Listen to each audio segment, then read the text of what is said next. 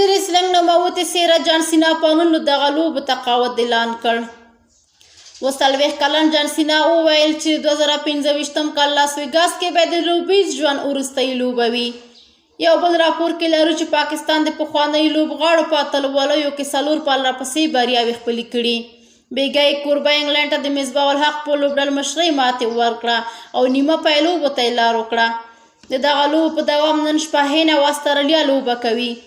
یو بل راپور کې لرو د پاکستان پخوانی لوبغاړی جنید خان مو د پاکستان د میرمنو د کرکټ لوبډلې روزونکی وټاکلو.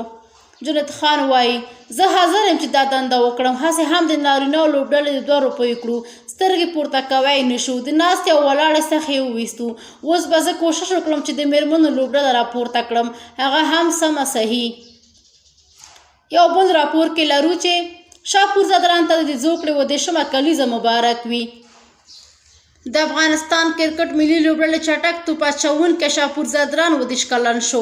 نوموړي د هیواد په ګټه 80 نړیوالې لوبې ترسره کړي چې په یادو سیالیو کې د غوره توپ اچونې پر مټ 80 وکټې ترلاسه کړي دي.